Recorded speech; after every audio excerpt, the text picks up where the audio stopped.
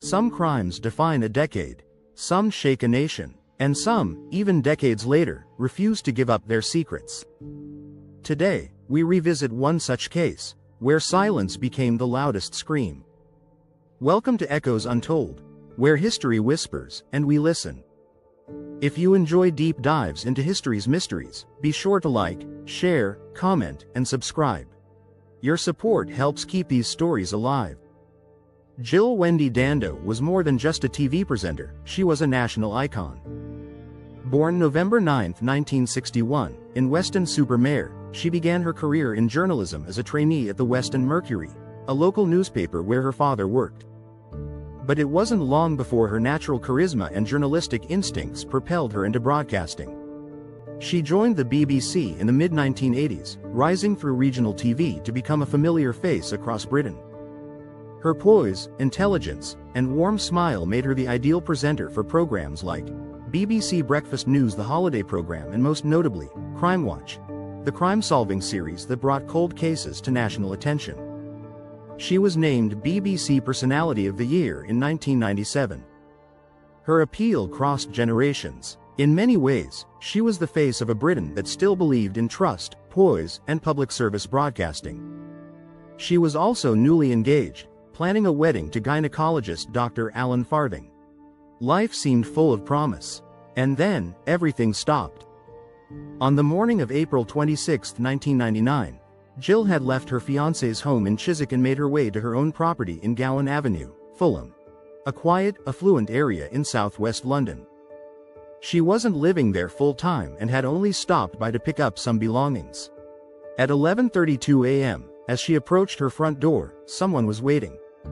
A single gunshot was fired point-blank into her left temple. She fell onto the doorstep. Blood pooled around her. The killer vanished into the quiet suburban street. Neighbors heard a scream but mistook it for children playing. One passerby noticed a figure walking away but didn't realize what had happened until it was too late. Jill was rushed to Charing Cross Hospital but was pronounced dead shortly after arrival. She was just 37 years old. The murder weapon was never found.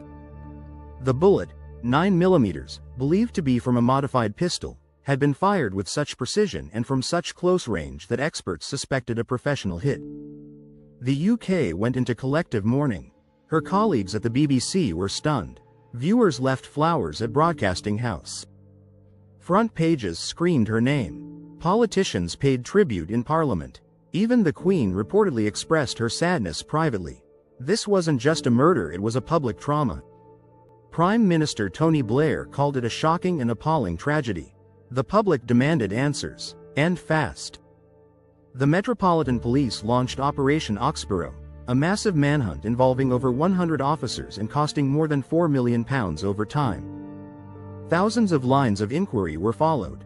At its peak, over 2,500 people were interviewed, more than 1,000 statements were taken, 7,000 items of evidence were catalogued, hundreds of potential suspects were considered, but the lack of forensic evidence posed a major obstacle.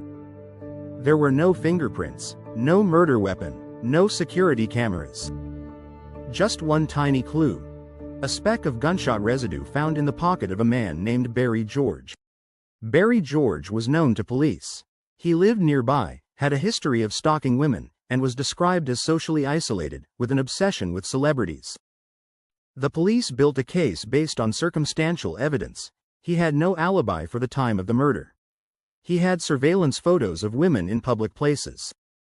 A single particle of gunshot residue was found in his coat pocket, a coat he wore regularly. Despite the lack of direct evidence, the jury convicted him. In 2001, Barry George was sentenced to life in prison. But doubts emerged almost immediately. Barry George's defense team argued that the prosecution had manipulated the narrative. The particle of gunshot residue, they claimed, could have come from contamination. No one saw him at the scene. No physical link tied him to the crime. In 2007, the Court of Appeal quashed his conviction. A retrial followed in 2008, and this time, he was acquitted. The collapse of the case left the public reeling. If not Barry George, then who? Many theories have surfaced over the years, each with varying degrees of plausibility. The simplest theory is also the most chilling. A mentally ill individual obsessed with Jill carried out the attack. But no viable suspect has emerged. There were no threats, no obsessive letters, and no known stalkers matching the timeline. Could a criminal she helped expose through Crimewatch have sought revenge? Possibly. But Jill wasn't an investigator, she was a presenter. Still, her visibility made her a symbol of justice.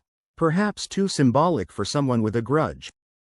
One of the more complex theories links her death to NATO's bombing of Serbia during the Kosovo War. Jill had fronted an appeal for Kosovo refugees just weeks before her murder. Some believe her death was a political assassination, a message to the UK establishment. Even the BBC received a mysterious call in Serbian after her murder. Intelligence services investigated, but no concrete link was found. The style of the shooting, a single close-range bullet with no robbery, suggested professionalism. Could it have been a contract killing? But why Jill? And why at her home? Each theory has its gaps. Each answer opens more questions. In 2019, on the 20th anniversary of her death, the Metropolitan Police stated that the case remained open. They appealed again for witnesses, and a £250,000 reward still stands. New forensic technologies have been applied, but no new suspects have emerged. Her fiancé, Dr. Alan Farthing, has never spoken publicly in detail about the trauma. Her brother, Jill Dando, has campaigned for justice but admitted in interviews that closure feels farther away than ever. Jill Dando's legacy lives on, not just in reruns or memories, but in the Jill Dando Institute of Crime Science, launched at University College London in 2001.